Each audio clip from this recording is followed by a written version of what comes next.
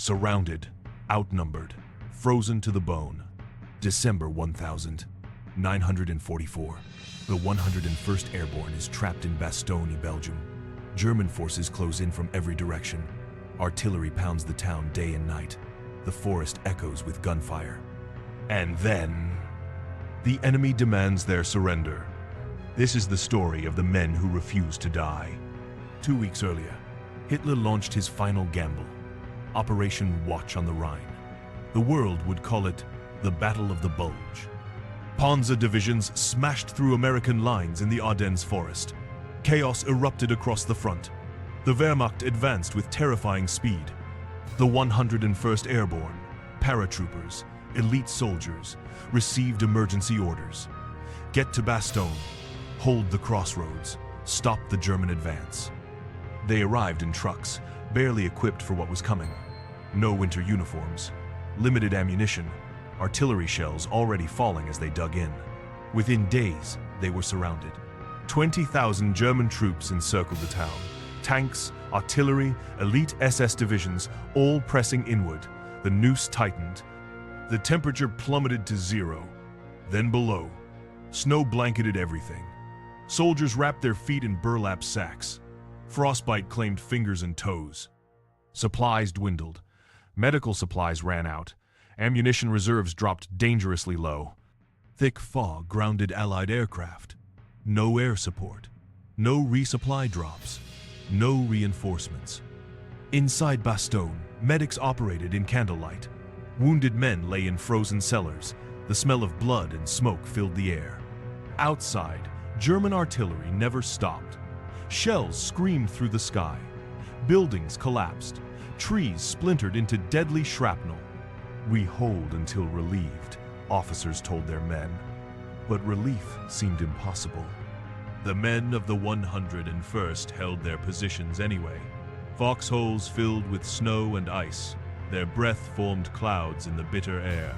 They watched the tree line, waiting for the next assault. December 22nd arrived, 7 days surrounded, 7 days of hell. That morning, a strange silence fell over the battlefield. German officers approached under a white flag. They carried a message. American soldiers watched, rifles ready. As the enemy delegation moved through the snow, the papers were delivered to headquarters. Brigadier General Anthony McAuliffe, acting commander of the 101st, read the ultimatum in the dim light of his command post. The Germans demanded immediate, unconditional surrender. They warned of annihilation if the Americans refused. The message promised safe treatment for those who laid down their arms.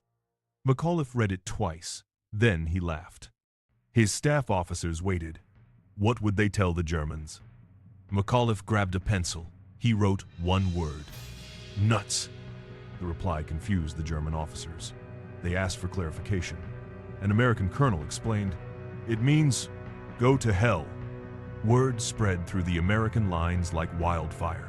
Frozen, exhausted soldiers grinned.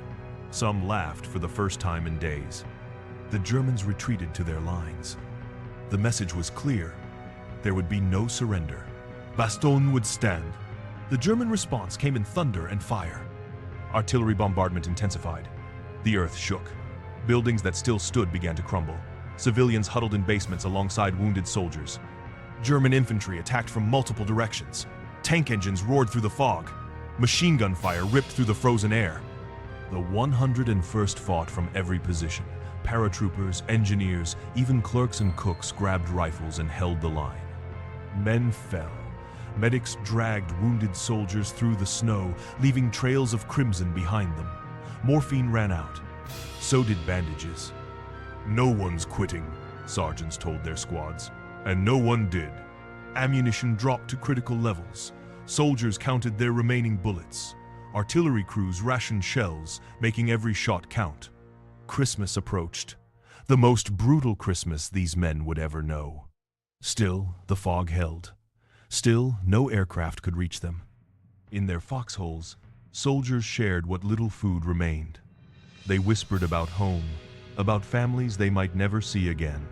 But they didn't talk about surrendering. Not once. Officers moved through the lines in darkness, checking positions, lifting spirits. "Patton's coming," they promised. "Just hold on." The days blurred together, attack after attack, defense after desperate defense.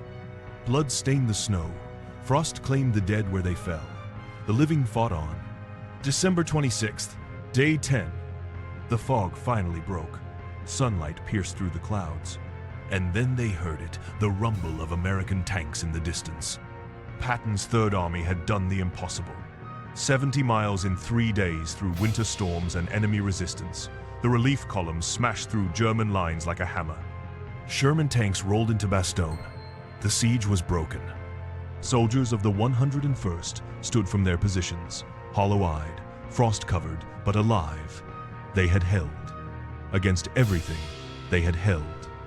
The Germans fell back, their offensive shattered. The Battle of the Bulge would continue, but Bastogne remained American. The men who defended it became legends, not because they had superior numbers or equipment, not because conditions favored them, but because when the world expected them to break, they refused. The defense of Bastogne proved something the enemy could never understand. Courage doesn't depend on numbers. It depends on the will to stand when others would fall. Surrounded by darkness, these men chose to be light. Surrounded by death, they chose to live with honor. They were paratroopers. They were Americans. They were the 101st Airborne. Frozen, starving, outnumbered, but unbroken.